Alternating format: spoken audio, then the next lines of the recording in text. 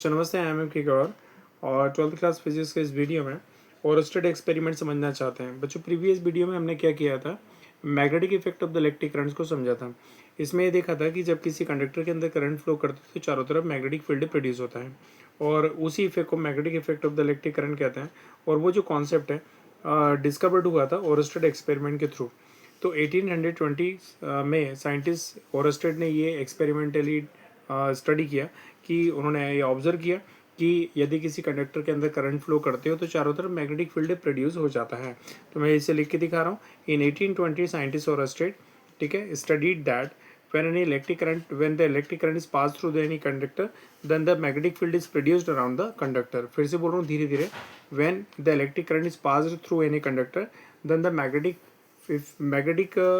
field is created around the conductor. बच्चों ने लिखा है sign in 1820 scientist Oersted studied that when the electric current is flown through any conductor, then the magnetic field is produced around the conductor. देखिए, then the magnetic field is produced around the conductor. This is called the magnetic effect of the electric current.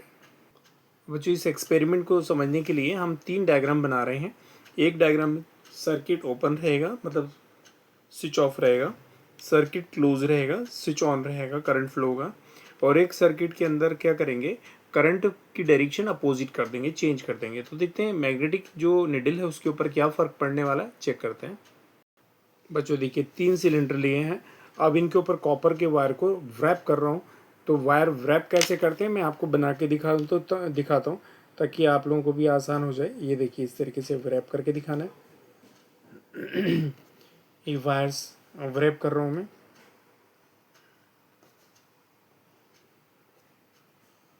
इसी प्रकार से आप इसमें और इसमें भी कर सकते हैं। अब इसके बाद में यहाँ पर क्या करने वाले हैं, वायर लेने वाले हैं और वायर के बीच में बैटरी को कनेक्ट करने वाले हैं। ये देखिए, मैं बैटरी एक सेल को कनेक्ट कर रहा हूँ, सपोज करते हैं। ठीक है, ये आपने सेल कनेक्ट किया और ये स्विच है। तो पहले वाले में स्विच ओपन रखिएगा, यहाँ पर डॉट मत लगाइएगा, मतलब स्विच ऑफ है, मतलब करंट फ्लो बिल्कुल भी नहीं हो रहा है। तो यहाँ पर मैं लिख दूंगा स्विच ऑफ।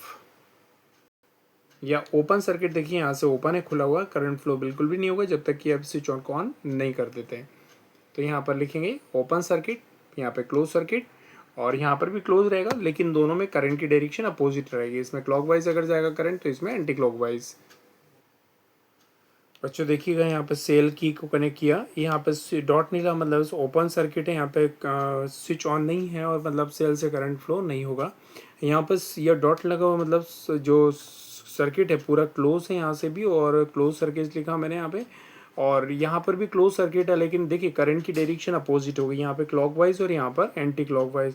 अब होना क्या है, यहाँ पर क्या करते हैं, तीनों जगह मैग्नेटिक निडल रखते हैं। बच्चे देखिए, कंपास निडल रखी है यहाँ पे। अब देखिएगा, यदि सपोज करते हैं कि यहाँ पर ये जो कंपास निडल है ये इस डायरेक्शन में, देखिए यहाँ पर ये निडल की डायरेक्शन इस तरीके से, ये देखिए ये नॉर्थ लिख रहा हूँ और यहाँ पर क्या लिख रहा हूँ मैं, साउथ। ठीक है बच्चों, अब करंट फ्लो हुआ इस साइड, ठीक है।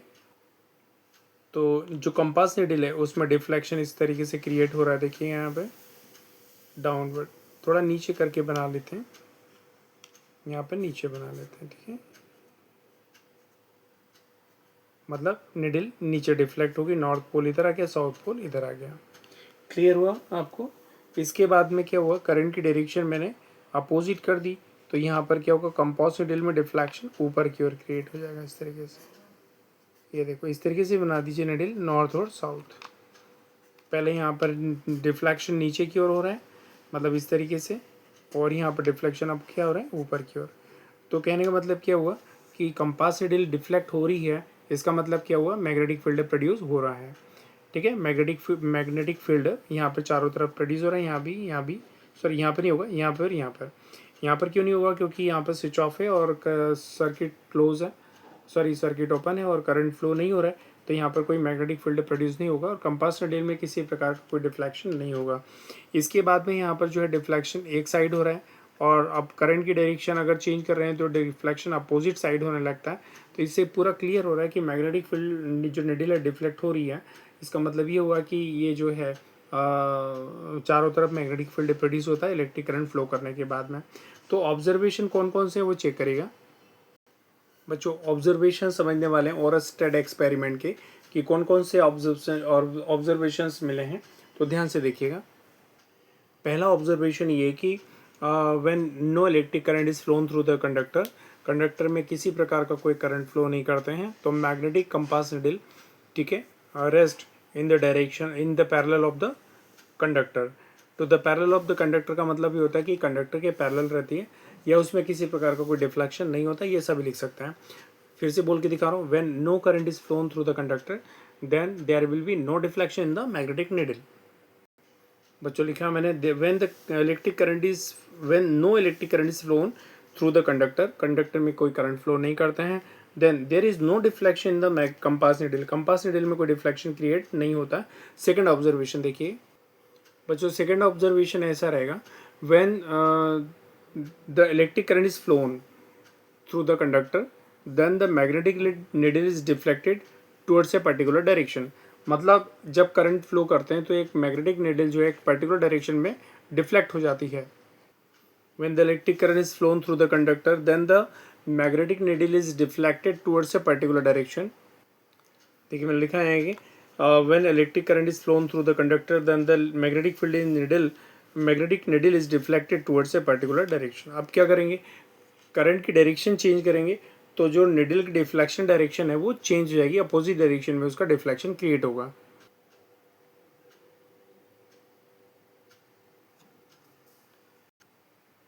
देखिएगा, when the direction of the flowing current is changed then the deflection becomes in opposite direction, ठीक है, deflection becomes in opposite direction, मतलब अगर डायरेक्शन चेंज, करंट की डायरेक्शन चेंज करेंगे तो डिफ्लेक्शन डायरेक्शन भी चेंज हो जाएगी।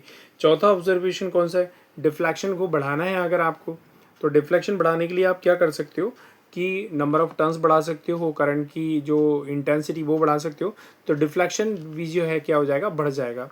क्लियर हुआ बच्चों। तो यहाँ पर मैं फोर्थ पॉइंट लिख के दिखा रहा हूँ, देखिएगा ध्यान से। When the electric current, intensity of the electric current या strength of the electric current is increased then the deflection is increased in the magnetic needle. When the strength of the current is increased, then the deflection is increased in the compass needle. जब current की intensity बढ़ाते हैं, उसकी strength बढ़ाते हैं, तो compass needle की deflection जो है वैल्यू वो भी बढ़ जाती है।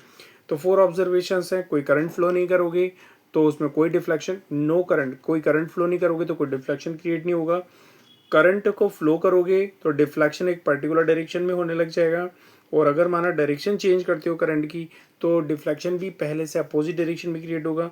अगर करंट की स्ट्रेंथ बढ़ा रहे हो तो स्ट्रेंथ बढ़ाने के बाद जो कंपास निडल में डिफ्लेक्शन है वो भी क्या हो जाएगा, इंक्रीज हो जाएगा। तो बच्चों ये ओरस्टेड एक्सपेरिमेंट था, ठीक है। तो आज के इस वीडियो में इतना ही काफ़ी है। Thank you so much.